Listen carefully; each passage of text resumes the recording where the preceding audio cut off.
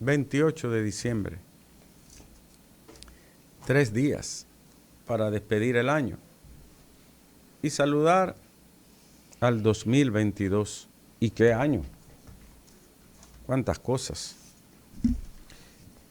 Bueno, recuerden un hospital para el sur del país.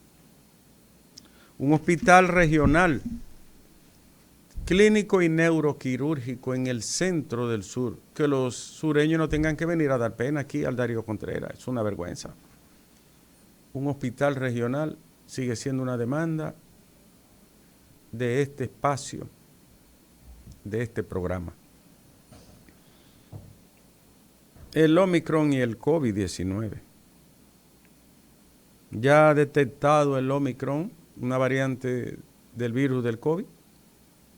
Se refuerza la medida y Salud Pública anuncia un nuevo protocolo que incluye en primer término el refuerzo de una tercera dosis obligatoria y que deberá de ser presentada en los lugares públicos y actividades masivas, y una cuarta dosis opcional. Ya Israel empezó la tercera dosis hace tiempo, por ejemplo, para citar un caso. El pueblo de Dios vacunando a su gente con 3 dosis, y algunos cristianos aquí diciendo que no te vacunan. Oiga, ¿cómo es que anda este mundo? Pero está bien, está bien.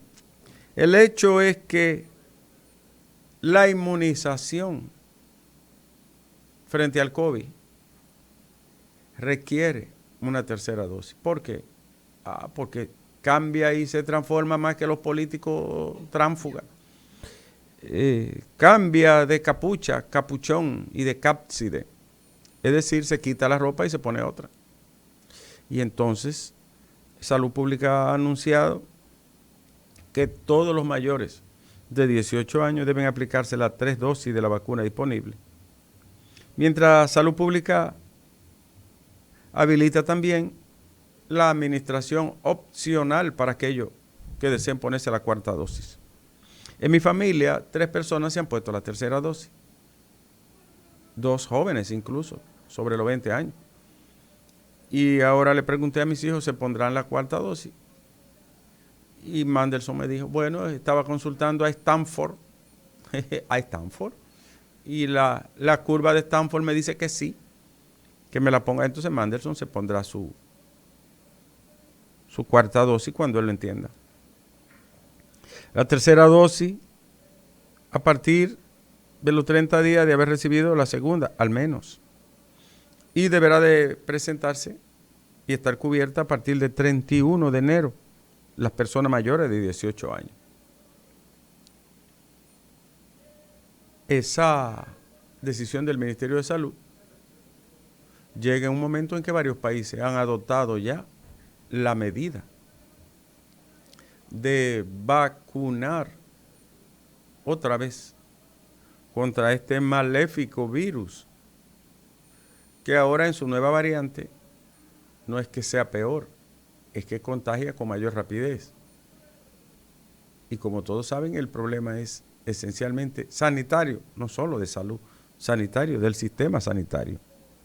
Ayer, por cierto, se reportaron 478 casos de contagio sin ningún fallecimiento, en una expresión que denota aumento de casos. Se estaban registrando 100 y tanto en 2 semanas, diariamente. Pero a seguir los pasos de la ciencia, con mucha fe, ¿verdad? Los pasos de la ciencia. Y a protegernos. Por cierto, el mundo lleva más de 8.700 dosis puestas de primera y unas 4.000 millones de dosis de segunda. A propósito, más adelante daré los detalles completos de mi página World Data, que tengo en un sitio donde entro a Reuters y entro a Stanford, la universidad que se ha dedicado al estudio y seguimiento del COVID en Estados Unidos. Señores, para mucha gente es motivo de escándalo, de espanto, de sorpresa y también de vergüenza las cosas que se desprenden de las páginas, 3.400 páginas del caso ya archifamoso, el famoso Antipulpo. Se ven cosas increíbles. Por ejemplo, leyendo, ayer me lo envió un amigo, otra vez, y leyendo en las páginas, por ahí por la página 500, 400 y tanto.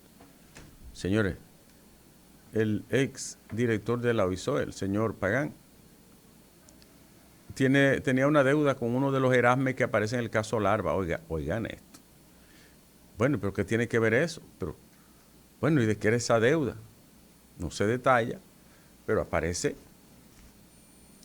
uno de los individuos señalados y sindicados por el Ministerio Público como uno de los responsables de un negocio financiero llamado Prestavista, que se dedicaba al financiamiento y préstamo en Bellavista. Y aparece entonces prestándole un dinero a Pagán. Pero es como una cabeza de medusa, ¿no? Es como digo, un ovillo, ¿no? Es como una hidra, ¿no? De hilos por aquí, hilos por allá. Dios santo, cuántos hilos vinculantes y enredados en este laberinto del caso Antipulpo. También leyendo parte de ese expediente, encontramos los cargos: estafa contra el Estado, falsificación de documentos públicos, lavado de dinero, coalición de funcionarios para delinquir, asociación de malhechores, abuso de confianza, enriquecimiento ilícito, más de 15 tipologías penales, más de 15 tipos penales envuelven o se atribuyen a las personas involucradas en el famoso ya caso Antipulpo, incluyendo financiamiento ilícito de campaña. Otra tipología que se agrega a la bibliográfica construcción del caso Antipulpo. Y a propósito de ello, 4 individuos que estuvieron como señalados, vinculados a la red Antipulpo, aparecerán testificando después de admitir los cargos y los hechos. Aparecerán testificando contra la cabeza supuesta de esta red, que es el señor Alessi Medina. Ellos son Francisco Pagán, el ingeniero José Christopher, el ex contralor licenciado Hermosén, y un cuarto señor llamado Julio Suazo. Ellos 4 pasan a colaborar con el Ministerio Público y a dificultarle la cosa, a complicarle la vida, ¿no?, jurídica a Alessi. ¿Qué ha hecho el Ministerio Público? Se transa y negocia evidencias, documentos, pruebas, testimonios de involucrados de menos nivel e importancia para entonces cargar contra lo de mayor importancia, relevancia penal, relevancia típica, relevancia causal. Y eso es un estilo de la justicia americana que nosotros también tenemos inserto en nuestro marco procesal. Y es una herramienta de política criminal también. Y se denomina plea bargain o justicia negociada. Yo te cedo tantas cosas, tú me bajas un poquito la pena y yo te doy datos más importantes que lo que yo envuelvo en realidad. Y ese plea bargain está dando resultado hasta ahora en esta fase al Ministerio Público, porque mucha gente ha decidido, no, yo no voy a cargar con todo esto. Yo prefiero decir qué hice y dar a conocer qué conozco sobre la importancia de los hechos que se le atribuyen a varias personas que tienen mucha más importancia jurídica y procesal que yo. Y entonces el individuo empieza a dar detalles, ubicar dinero, documentos, datos. Francisco Pagán, Rafael Hermosén, Julián Suriel Suazo y Aquiles Christopher Sánchez ya forman parte de los colaboradores del Ministerio Público. Claro, al entrar en ese rango de colaboradores, sus opiniones serán a cargo de Alexis Medina y otros imputados que, reitero, para el Ministerio Público tienen mayor trascendencia en el caso. Y llegan hoy 3 cadáveres de dominicanos de los 11 que perecieron en Chiapas, México, en aquel fatídico accidente donde la comunidad banileja perdió la mayoría de estos miembros que son sus hijos, que trataban de cruzar a Estados Unidos. Una ruta que no ha parado, porque se ha registrado esta semana un nuevo viaje de dominicanos que se van por esa misma ruta, tratando de cruzar la frontera México-americana y llegar a suelo americano. Y una ruta que tiene bastante tiempo. No solo los centroamericanos o los haitianos, también los dominicanos intentan cruzar por el difícil trayecto de Centroamérica que termina en Guatemala, atraviesa la frontera con México y luego el río Bravo o por donde quieran cruzar hacia Estados Unidos. Y, señores, cada vez menos personas se interesan en estudiar educación. Cada vez menos hombres y mujeres jóvenes de la República Dominicana quieren ser maestros. ¿Por qué? Si hay atractivo dentro de los oficios o servicios públicos, es de lo mejor pagado en el tren gubernamental, no quieren estudiar educación. Eso es una mala señal. Y es un signo que debe conducir a preocupación en todos los países del mundo. Las universidades y los centros de educación superior mejor devuelven y tienen un filtro bastante estrecho para las personas que desean convertirse en formadores escolares. Es decir, siempre la admisión es un 10, un 8, un 7 y en algunos países un 3% nada más. Es decir, que la gente quiere entrar al sistema y es el sistema que le dice, no, usted no califica, rechazando a la mayoría. Aquí es lo contrario, la gente no quiere estudiar educación. Y eso debe de preocupar, porque la educación es todo. ¿Cómo así, profesor? Todo. La educación es salud, la educación es desarrollo, la educación es ingreso, la educación es economía, la educación es disciplina, la educación es menos delincuencia, la educación es todo, todo, Isidro, todo. Tú lo sabes, ¿no es así? Entonces, si no quieren estudiar educación, es para preocuparse. Y otra información, los vuelos que se han cancelado entre República Dominicana y otros países no en vuelos de Estados Unidos. La mayoría de los vuelos de Estados Unidos a República Dominicana y viceversa se mantienen. Aunque varios vuelos presentan retraso. Ustedes saben que hay que presentar tarjeta, que hay que mantener distancia. Todo eso genera retraso. Pero se mantienen los vuelos a ese país donde hay más de 2 millones de dominicanos. Y empiezan a montar las torres para el teleférico. Llegaron 10 y ya se han recibido más de 80 contenedores para ensamblar 25 torres que sostendrán los cables de la segunda línea del teleférico en Los Alcarrizos y Los Americanos.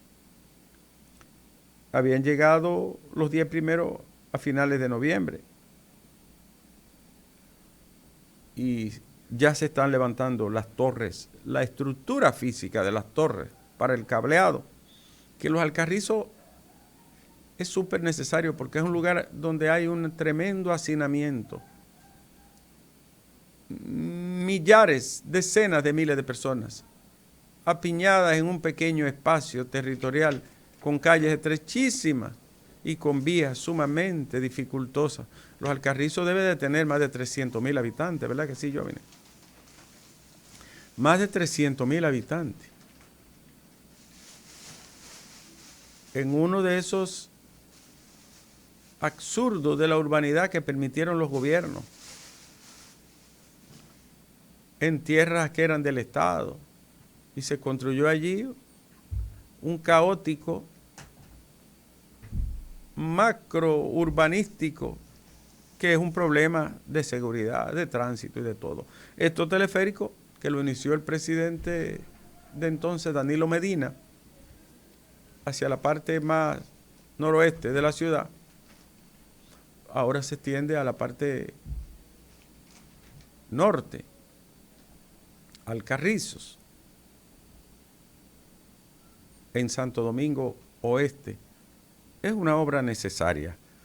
Ojalá y concluya bien, combinada naturalmente con la línea del metro que debe de llegar hasta ese kilómetro 14.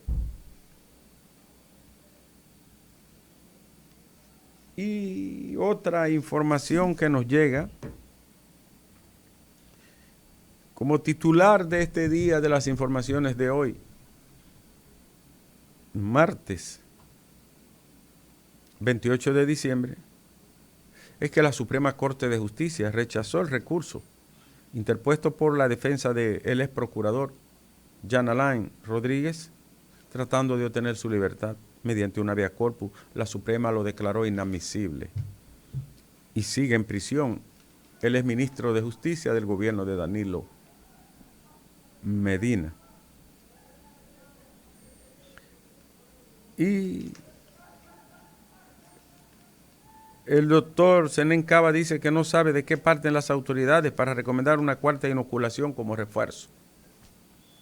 Dice cuáles son las bases el presidente del Colegio Médico para partir a hablar de un cuarto refuerzo. Bueno, lo mismo dijo el colegio cuando anunciaron la tercera dosis. Aunque hay un epidemiólogo dominicano al que le tengo mucho respeto, que siempre estuvo de acuerdo. Se trata de Clemente Terrero. Fue uno de los primeros facultativos que aprobó la dosis de refuerzo y la vacunación en niños. Clemente, que es un director del Hospital Robert Reed y un investigador y hombre que está al día siempre. Y el secretario general del PLD dice que el gobierno va en declive por el aumento de la canasta familiar. El aumento de los precios, que es una realidad, el aumento de los precios, golpea la cara del gobierno. Eso es verdad. Todo ha subido, todo se ha incrementado. Y, como sabemos, productos básicos como la carne, el pan, el arroz, el aceite y las grasas se han disparado. Naturalmente. No es una responsabilidad del gobierno única, sino por factores que inciden, pero eso golpea a la gente. Y la gente se lo pega al gobierno. El cantante dominicano y mejor merenguero, Ruby Pérez, anunció que dio positivo al COVID y ha cancelado todas sus actividades.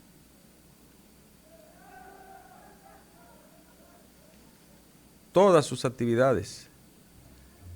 El gran cantante y merenguero Ruby Pérez, sin duda la voz más alta de este género. Señores, entre enero y noviembre se realizaron 103,000 pruebas de COVID en los aeropuertos de República Dominicana. Y eso que son al azar. Muchas pruebas, ¿no? Y hablando de pruebas, el Ministerio de Relaciones Exteriores anunció que va a reembolsar el dinero que han gastado los familiares de las personas que perecieron en el accidente de Chiapas, México. Y hace bien el ministerio en reembolsarle ese dinero a esas familias pobres que además perdieron a sus familiares en ese trágico accidente en México tratando de llegar a Estados Unidos. Atención a la policía, atención a DGCET, atención a las autoridades todas. El Paseo del Río, que es una obra que se conecta con Urbe Domingo Sabio. De noche los desaprensivos lo usan para echar carreras de motores. Póngale una vigilancia policial a eso, buscando matarse. Pero no pueden ponerle policía acotado a un bulevar. Oh, Dios mío. Pues pónganle vigilancia militar y agárrenlo y quítenle los motores. No se lo entreguen en 10 meses y ustedes verán que se acaba el relajo. Ay, cuerda de piano, ahí sí es peligroso. Entonces, atención autoridades, ¿van a dejar que conviertan eso en un relajo? La verdad es que el que no tiene nada que hacer en la cabeza, el que tiene un zapato en la cabeza o una lata, no tiene demasiado que pensar. Y el director del COE dijo, yo voy a hacer todo lo posible para que Abinader continúe más allá del 2024. Oh, el doctor, el general Juan Manuel Méndez, que ya es civil, ¿no? Pues está retirado, ya es civil. Dice él que amor con amor se paga y que además él considera que el presidente debe de seguir porque lo ha hecho bien. Vaya, debuta en política, él lo dijo que le gustaba la política, el general. Picó adelante y además un hombre muy, muy agradable, muy culto, romántico, bohemio, hombre de bien y de blando corazón, como diría Martí. Ay, ay, ay, ay, hombre de bien y de blando corazón. Es el general Juan Manuel Méndez, que tiene una carrera dedicada al servicio civil en el COE. Un servidor público admirado y querido por el país, igual que la ingeniera Gloria Ceballos. Ellos forman parte de una constelación de funcionarios, de servidores públicos, brillantes, respetados y eficientes. En Puerto Rico, bueno, usted dirá que esta noticia es light, pero se trata de mi salsero favorito. Para mí el mejor cantante de salsa que ha tenido el mundo. Héctor Lavoe Pérez. Le dañaron la tumba en Puerto Rico. Esos son los juqueros ahí desperdiciando neuronas, ¿no? No le toquen la tumba a este hombre, que eso debe de ser un mausoleo. Porque es capaz de salir y cantarle, yo soy el cantante que hoy ha venido a escuchar lo mejor de mi repertorio. Ay, ay, ay, ay, ay, ay, Héctor Lavoe, qué gigante. Héctor Lavoe Pérez. Diablo, solo él no sabía que era un genio del canto salsero. Solo él no lo sabía. Héctor Lavoe, yo creo que nadie canta con ese tono tan blue, así, con esa quejumbre tan honda, tan bella como Héctor Lavoe. Y hablando de quejumbre, en Israel condenaron a un hombre 8,000 años de prisión por no mantener a sus hijos. Esto no tiene nombre. ¿Cuánto? 8,000 años. Es decir, que después que muera y vengan 1,000 generaciones, el hombre va a estar ahí con... Y no puede salir de Israel. ¿Y qué hombre este? ¿Y qué fue lo que hizo que no mantuvo a sus hijos? Pero explícame, Isidro.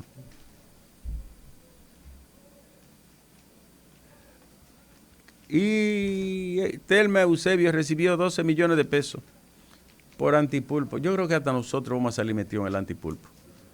He de creer que Isidro está metido en esto.